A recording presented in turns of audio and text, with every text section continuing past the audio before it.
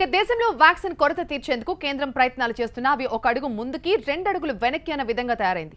టీకా కొరతను తీర్చేందుకు విదేశీ కంపెనీలతో చర్చలు జరిపింది కేంద్రం. కొన్ని కంపెనీలు కూడా వ్యాక్సిన్ తయారీకి ముందుకొచ్చాయి. అయితే వ్యాక్సిన్ తయారు చేసేందుకు భారత్లో అధునాతన BSL-3 ల్యాబ్స్ ఉన్నాయా అనేది ఇప్పుడు అసలు సమస్య. వ్యాక్సిన్ కొరత తీర్చేందుకు ఇప్పటికే పలు నిర్ణయాలు తీసుకుంది కేంద్ర ప్రభుత్వం. FDA, WHO అనుమతి పొందిన ఒక్క టీకానైనా దిగుమతి చేసుకోవచ్చని రాష్ట్రాలకు కూడా బంపర్ ఆఫర్ ఇచ్చింది. అటు విదేశీ కంపెనీలు భారత్లో వ్యాక్సిన్ తయారు చేయడానికి ముందుకొస్తే వెంటనే అనుమతిస్తామని కేంద్రం తెలిపింది.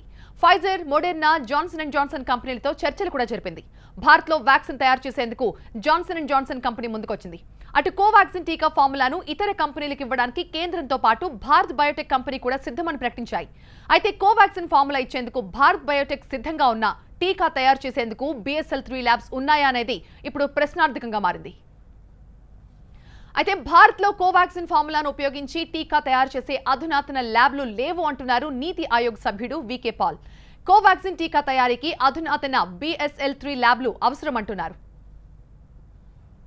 और उसी इनिशिएटिव के अंतर्गत जो हमारे पब्लिक सेक्टर यूनिट्स को, एफकिन को, विबकॉल को और इंडियन इम्यूनोलॉजिकल जोड़ा गया, उसी प्रक्रिया का हिस्सा था. लेकिन ये जो ग्रेट वैक्सीन बनाया ICMR ने, ये लाइव वायरस को इनएक्टिवेट किया जाता है, जिंदा वायरस को इनएक्टिवेट किया जाता है. और ये जो काम होता है वो BSL-3 लेबोरेटरी में होता है. बायोसेफ्टी लेवल 3 बहुत सोफिस्टिकेटेड लेबोरेटरी है. ये लेबोरेटरीज बाकी किसी कंपनी में लगभग नहीं है. It is not something which every company has. और जो कंपनी इसको बना के जुड़ना चाहती है, हम ओपन इनविटेशन देते हैं और कर चुके हैं साइडलाइन से, अपने तरीके से रीच आउट किया है हमने सारी इंडस्ट्री को कि मिल के बनाइए. लेकिन उसमें ये कंस्ट्रेंट आता है टेक्नोलॉजी प्लेटफॉर्म का. अभी भी विनती है कि जो कंपनी कोवैक्सीन बनाना चाहती है, पहले भी कह चुके हैं, मिल के बनाइए. सरकार पूरा योगदान करेगी कि ऐसी कैपेसिटी इंक्रीज हो. And I am grateful to the company concern कि उन्होंने इन इनिशिएटिव्स को पूरे पॉजिटिव तरीके से लिया. अपनी प्रोडक्शन जो 1 करोड़ की है वो बढ़ा के 10 करोड़ तक ले जाने का काम उन्होंने उठाया अपने दम पे.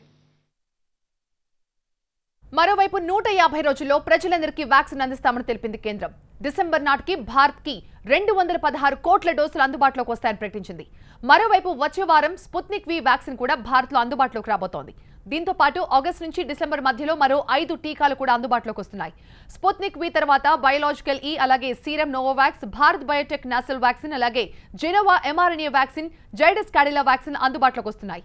మరోవైపు లుపిన్ కూడా వ్యాక్సిన్ తీసుకొచ్చేందుకు ప్రయత్నిస్తోంది. దీంతో వచ్చే డిసెంబర్ నాటికి భారత్లో పూర్తి స్థాయిలో టీకాలు అందరికీ అందుబాటులోకి వచ్చే అవకాశం ఉంది.